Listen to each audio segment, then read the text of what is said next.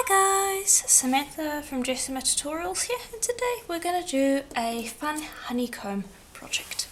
So we've got a sheet of Primo polymer clay rolled out here on the thickest setting, and then the next step is going to be to bring over a honeycomb stencil. I'm just going to pop that on, then just give it a light burnish so that it sticks down onto the clay. Like so. Then I'm going to bring over my mica powder of choice, and that's this dark brown. You can also use eyeshadow, that will work as well. Okay, and I'm just going to take that and I'm going to dab that over the surface, and I'm going to do my best to not get it outside of the stencil. So I'll brush over the whole surface, like so. Okay, then grab a piece of paper and just give that another burnish, and this will just stick that mica powder down onto the clay surface. And it will also remove a bit of the excess. Right, then I'm going to bring over a stencil of choice, or not stencil, silkscreen of choice. Pop that over the surface and make sure to stick that down firmly. Okay, then I'm just going to pop some burnt umber acrylic paint over here, and I'm also going to take a bit of black acrylic paint and I'm going to pop that down as well. Okay, then take a makeup sponge. I'm going to take a bit of each and just kind of dab all that together. And then I'm going to pat over the surface like so. Try not to have too much paint on your sponge at any one time. And you do want to move relatively quickly because you don't want the paint to dry completely in the screen before you're done. So then just go pat over the surface. And the reason we're not using a swipe like we usually would is because it just, excuse me, let me compile my thoughts. The paint will sweep through the silk screen and you'll have a lot of spillage, and it just won't be a nice clean image. This is a much easier way to get a clean image. And I'm pressing quite hard to get it through the silk screen. Okay. Then lift up. Okay, and you can see it didn't print a lot on the mica powder. That is to be expected. You mostly want it to print on the clay. Then we're going to lift up our stencil. Okay, and that's going to reveal our pattern. Now you want that to dry completely before moving on to the next step. Then once it's dry, take another piece of paper and use that to smooth out your clay, because the stencil is going to have left a raised image and it's just not going to look nice and clean. So just give it a nice smooth burnish like so, and this should clean everything up. It will also stick the mica powder firmly onto the clay and the paint as well. Okay, you can see there, they will pick up the excess. Right, now we are ready to move on to the next step, which is cutting out our pieces. And I'm going to be using this cutter set that I have. And let's start with the hoop. And I'm going to position it like so. Press down firmly. And lift up. Then I'm going to rotate it the other way because we're making earrings, and so I want to have some semblance of a mirror image. You're not going to get a perfect mirror image, but you'll get something close to that. Okay. Then I will grab this, stick it in as close as I can. Sorry, I'm having to check this from both angles. There we go. That looks good. Cut. And repeat with this one. And I mean, you can cut the triangles wherever you want, they don't have to be in this position.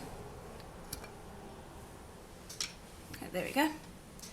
Then lift up your clay.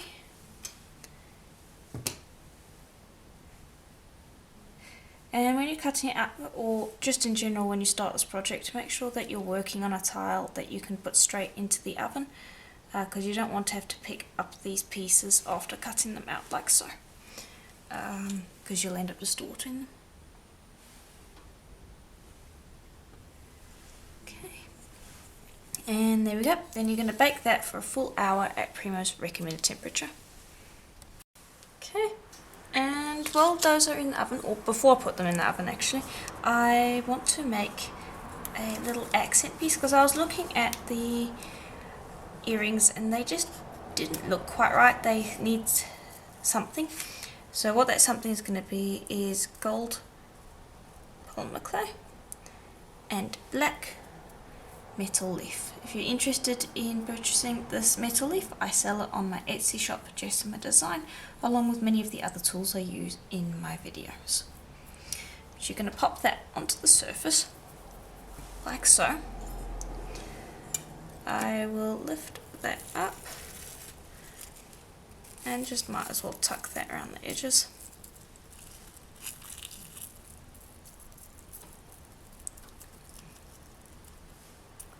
Like so. And then I'm gently gonna crackle it, like so. Then I'll just simply press it back down again. I will use a roller to roll that back down again.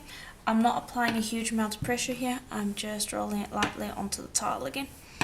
And this is what I think is going to look nice with our piece, because it was a little boring on its own.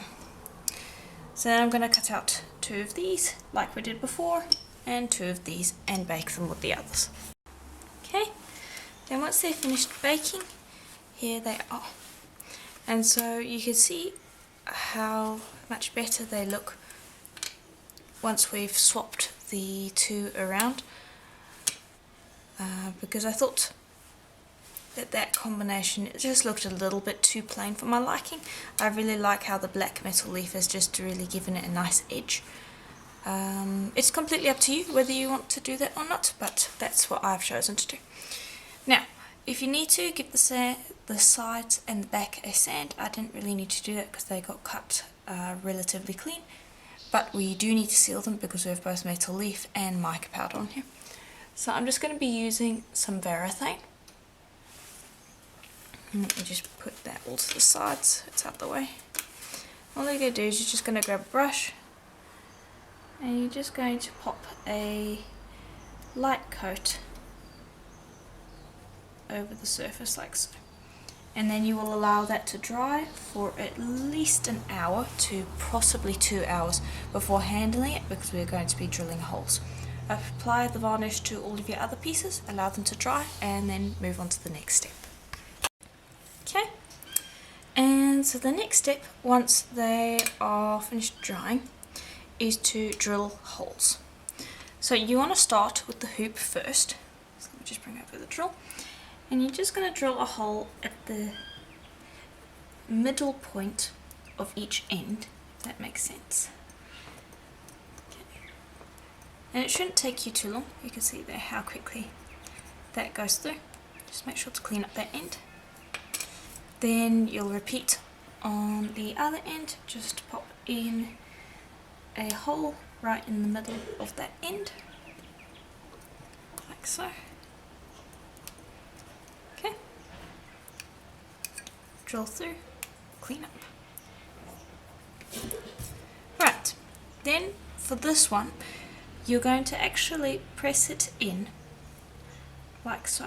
Hold it there, and then find your hole on the hoop, and I want you to just make a mark where it lines up, like so.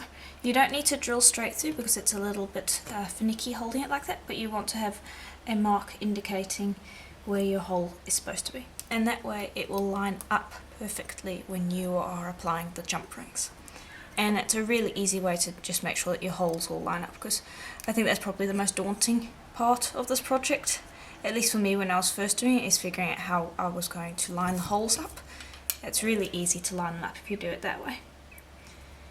You're going to drill both ends, and you'll drill fairly close to the edge because it will just make putting the jump rings through easier. Okay. And everything I'm doing with these obviously you would do with the other pairs. Okay, and then the last step is going to be to pop a hole right at the top in the middle of those two other holes so that it's in alignment. As you can see, it's really easy. There's nothing daunting about it at all. Nice, easy, and quick. There we go. Now we are going to assemble, and that's also very quick and simple. You're going to need two relatively thin large jump rings and a smaller one for the top. Now this is going to, the size of the jump ring is going to vary depending on how thick your clay is, so I can't give you an exact measurement. Generally I have a rather large stash of jump rings because there's no one size fits all when it comes to them. So yeah, just saying that. So you're going to pop it through both ends, like so, and close it up, like so. Pop that through so that the seam is on the back. Then you'll repeat on the other side, and I'm just showing you the whole thing. And then we're going to thread that through, like so. It's a little finicky, sorry if I'm coming off camera while I'm doing this, because I like to hold it right up close to my face, and the way the camera's positioned I can't exactly do that, so I apologise for that. Open up your smaller one, thread that for the last hole right at the top, and pop your ear wire in, and you're done. It's as simple as that to assemble the earring. And you can see if I lay that out that it lines up perfectly and it works really well. And there are the other pieces assembled.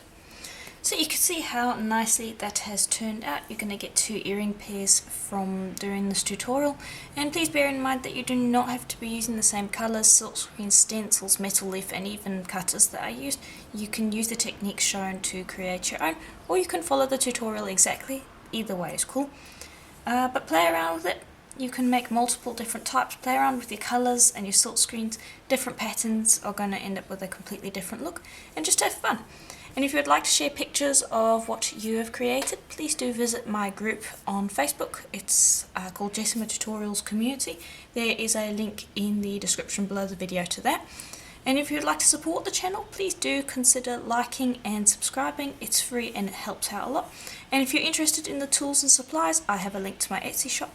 And if you would like more tutorials like this one, and a little more advanced actually, I do have a Patreon group, and I also have a membership on this channel. There's a join button at the bottom of the video, so if you're interested in that, I greatly appreciate that. And as always, I will see you in the next tutorial. Bye for now.